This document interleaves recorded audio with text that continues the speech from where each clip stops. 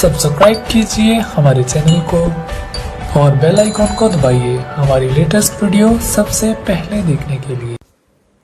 नमस्कार दोस्तों, स्वागत है आपके हमारे इस विवेक अध्यात्म ज्योति चैनल पर। YouTube के माध्यम से यूँ तो मैं कई वीडियोस देता रहा हूँ, पर आज हम लोग फिर से एक गूढ़ विषय पर चर्चा करेंगे, जिसके अंतर्गत हम लोग आज तंत्र की विवेचना करेंगे, तंत्र के विषय में बात करेंगे। साधकों, तंत्र के विषय में एक भारी भ्रम हमारे समाज में फैला है कि तंत्र केवल शाक्तों का ही अनुसरणीय शास्त्र है और केवल वामाचार्य ही तांत्रिक हैं। दूसरा भ्रम यह है कि तंत्र वेद से सर्वथा भिन्न है, इसलिए तंत्र की विवेचना होनी जरूरी है। अगर हम इसके शाब्दिक अर्थ की ओर ध्यान दें तो तंत्र शब्द के अनेक अर्थ हैं। जैसे योग शब्द बने हैं, जैसे योग शब्द को हम देखें तो उसका भी कई भेद होता है। तो ऐसे ही तंत्र शब्द को अगर देखें तो काशिका वृत्ति में जो एक कोश की यानी डिक्शनरी की पुस्तक है, इसमें दिखाया गया है कि तन धातु यानी कि विस्तारे से बनता है, जिसका अर्थ विस्तार यानी कि तन सत्रण है, जिसका अर्थ विस्तार है। दूसरा तत्री अर्थात तंत्री शब्द से बना है, तत्री अथवा तंत्री शब्द से बना है, जिसका अर्थ व्युत्पादन या ज्ञानवाचक होता है। पहले का अर्थ अगर देखें तो तन यते विस्तार यते ज्ञानम अनेन इति तंत्रम, जिससे ज्ञान का विस्तार हो या जो ज्ञान को बढ़ाए, वही तंत्र। जिसमें त्र का अर्थ है त्राण यानी कि रक्षा करना, वह ज्ञान जो रक्षा करे, इसीलिए त्र लिखा गया। तो ऐसा कौन सा ज्ञान है? तो वह ज्ञान शिवा ब्रह्म ज्ञान के जो रक्षा कर सके, यानी कि ब्रह्म ज्ञान के अलावा ऐसा कौन सा ज्ञान है जो रक्षा कर सके? यही तंत्र अंतरपटल पर कहलाता है, या यूँ कहें कि यही तंत्र अंतरपटल पर कहता है कि तनोतु विप्लान अर्थान तत्व मंत्र समन्विताम त्राणम च कुरुते यस्मात् तंत्र मिथ्या अभिधीयते। जैसे वेदों को ब्रह्मा ने प्रकट किया, वैसे ही शिव जी ने तंत्रों को प्रकट किया। तंत्रों के आदि आचार्य शिव जी हैं। इनको आगम कहते हैं, परंतु निगम भी तंत्र ही है। तो आगम और निगम में एकमात्र यही भेद है कि आगम वह है जिसकी शिव जी ने व्याख्या की है, और निगम वह है जिसकी व्याख्या श्री पार्वती जी ने की है। तो आगम की व्याख्या शिव से हुई और निगम की व्याख्या पार्वती जी से हुई। तो तंत्र दो प्रकार के हो गए, एक वैदिक तंत्र और एक अवैदिक तंत्र। अवैदिक अनुसरणीय नहीं है, इसने महान अकल्याण होता है, जैसे मारण उच्चाटन आदि क्रिया। आगम तंत्र सगुण ईश्वर सकल ब्रह्म की साधना विषयक है। वैसे तो सभी साकार देवों के भिन्न भिन्न तंत्र हैं, किंतु मुख्यतया इसके तीन विभाग हैं। प्रथम शाक्त आगम, दूसरा शैव आगम और तीसरा वैष्णव आगम या पंचरात्र। इसी अंतिम को लक्ष्य करके श्रीमद् भागवत में लिखा है, तेनोक्तं सत्वतम तंत्रम यद ज्ञात्वा मुक्ति भाग भवेत यत्र स्त्री शूद्र दासानाम संस्कारो वैष्णव स्मृतः। अर्थात इसी हेतु तंत्र कहा है जिसको जानने से मुक्ति होती है, और जहाँ स्त्री शूद्र दास आदि अनाधिकारियों का वैष्णव संस्कार होता है। शूद्र और स्त्री के वेदों का अधिकारी न होने से कृपानाथ शिव जी ने वेदों का सार निकालकर इस युक्ति से व्यवस्था की कि अनाधिकारी अर्थात स्त्री शूद्र आदि भी सुलभ रीति से सकल ब्रह्म उपासना कर सकें। तंत्र शब्द मुक्ति द्योतक भी है। तंत्र वेदों का सार है, अर्थात वेद से ही संबद्ध है।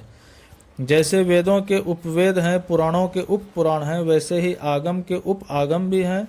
सनत कुमार संहिता कहती है कि श्रोता श्रोत विभेदेन द्वि विधस्तु शिवागमः श्रुति सारमयः श्रोतः सह पुनर्द्विविधो मतः।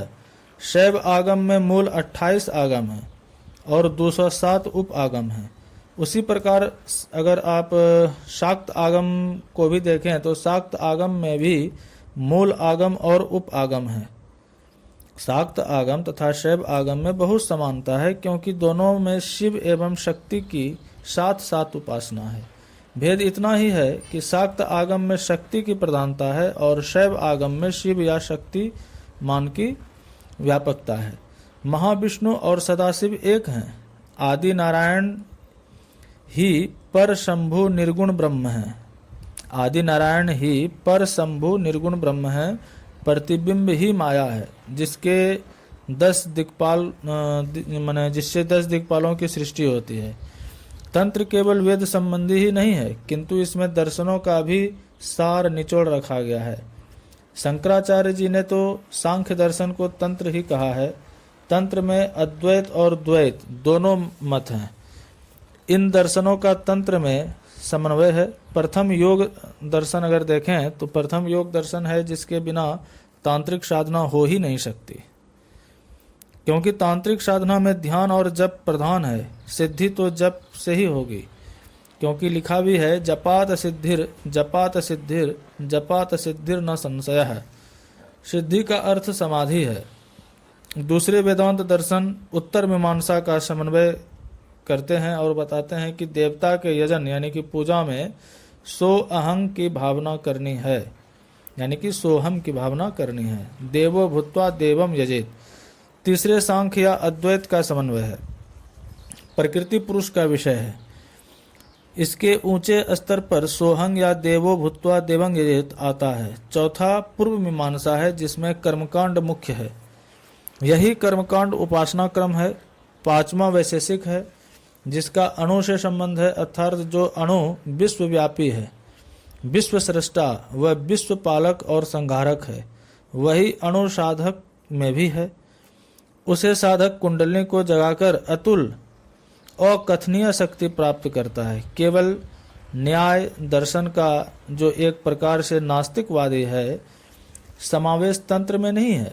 न्याय दर्शन ईश्वर के अस्तित्व को सिद्ध कर उसे कर्ता ही कर रहा, माने अगर कहें कि मैंने न्याय दर्शन ईश्वर के अस्तित्व को सिद्ध करके उसे कर्ता ही कर रहा है, यह कहते हैं। तो व्याकरण के शब्द ब्रह्म का भी इसमें समावेश है। व्याकरण का एक बहुत बड़ा शब्द ब्रह्म का इसमें समावेश है। पुराण, उपपुराण, संहिता, उपनिषद इत्यादि तंत्र के समर्थक हैं। समर्थक क्यों ना हो, जबकि वेद का सार ही तंत्र है, तो समर्थक तो होना तय है। बौद्ध लोग भी तांत्रिक थे और चीनाचार, बौद्धागम, जैनागम इत्यादि अलग अलग पथ और मतावलंबियों ने निज के तंत्र हैं, उनके खुद के तंत्र हैं, तथा ये कब से हैं इसका पता नहीं। रामायण, महाभारत इत्यादि प्राचीनतम ग्रंथों में भी तंत्र का उल्लेख है। मैं आने वाले वीडियोज में इस पर भी आप लोगों को बताऊंगा कि रामायण भी एक तंत्र है, तांत्रिक ग्रंथ है। उसका मैं पक्ष, संपूर्ण पक्ष तंत्र के आधार पर रखूंगा। इसलिए कुछ गंभीर विषय पर मैं जो वीडियो बनाता हूं, तो ये वीडियो को आप शुरू से आखिर तक सुने, तभी इसका आपको पूरा ज्ञान हो पाएगा।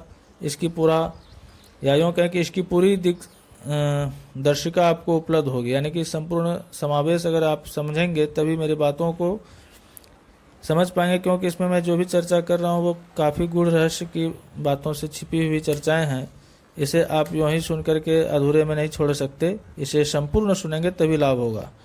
और इसे ज़्यादा से ज़्यादा सब्सक्राइब करें और लाइक भी करेंगे तो और भी लोग आपसे लाभान्वित होंगे। तो दर्शकों, मैं चर्चा कर रहा था कि रामायण, महाभारत इत्यादि प्राचीनतम ग्रंथों में जो तंत्र का उल्लेख है, जहाँ पर मंत्र, यंत्र, न्यास इत्यादि है, वही तंत्र शास्त्र है। इसी हेतु तंत्र शास्त्र को मंत्र शास्त्र भी कहते हैं। रामायण में जहाँ कहीं पाशुपतास्त्र, अघोरास्त्र, ब्रह्मास्त्र इत्यादि का उल्लेख है, वह मंत्र का ही तो है।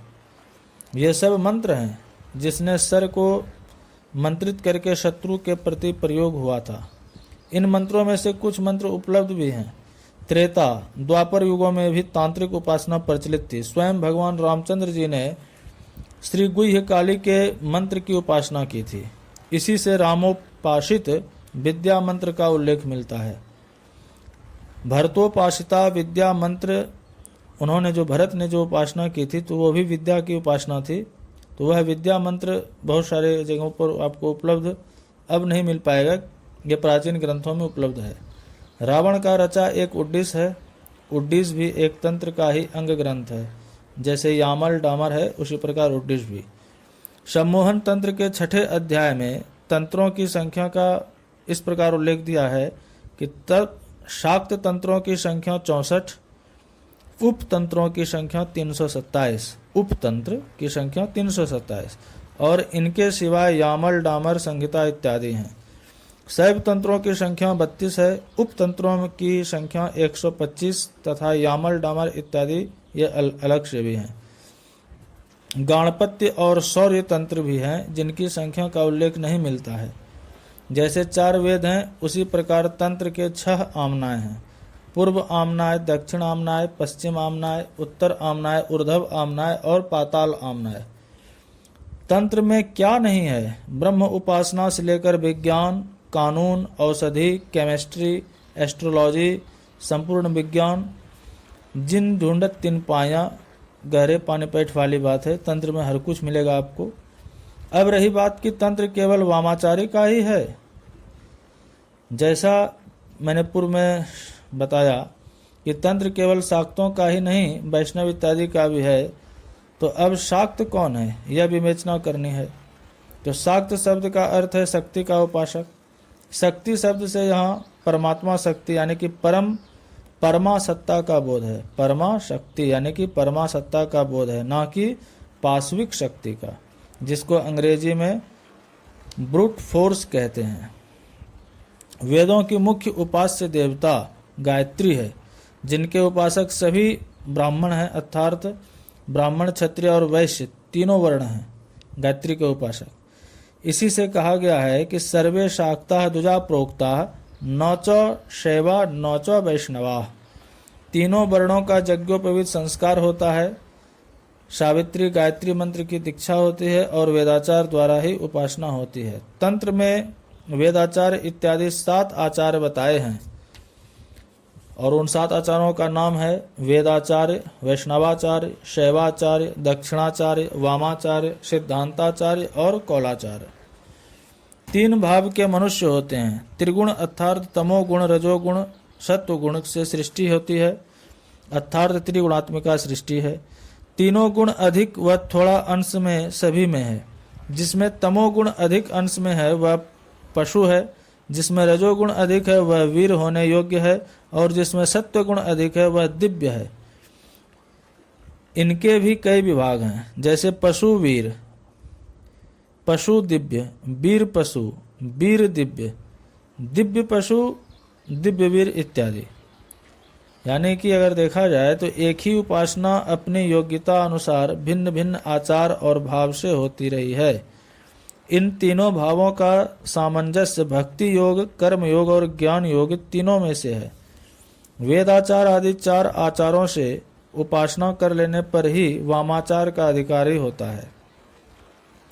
यानी कि वेदाचार आदि जो 4 आचार मैंने बताए, इससे यदि आप उपासना कर लेते हैं तो आप वामाचार्य के अधिकारी होते हैं।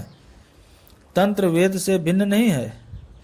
इस बात की पुष्टि मैंने पूर्वोक्त सनत कुमार संहिता के वचन से दी।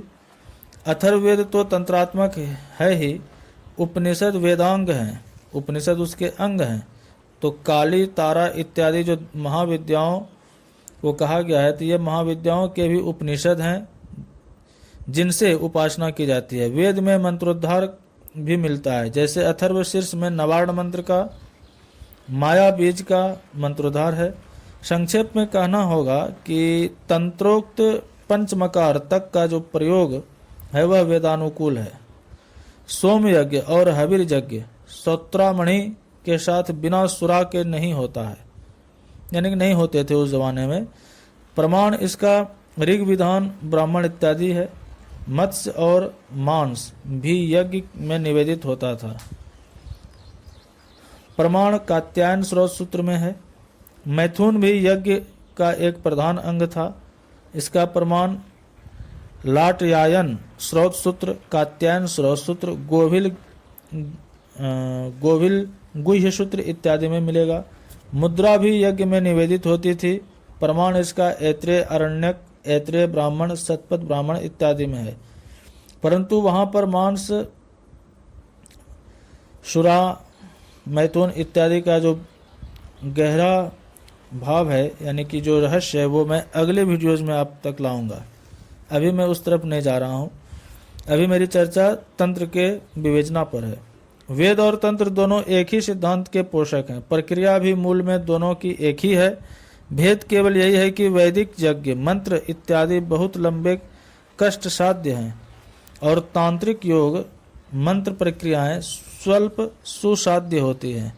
समय भी जहाँ वैदिक कर्मों का बहुत लंबा 1000 वर्षों तक निर्धारित है, अर्थात अवधि 1 दिन से लेकर 1000 वर्ष तक है, वहाँ तांत्रिक अनुष्ठान की अवधि बहुत कम है, या उस जमाने में बहुत कम हुआ करती थी।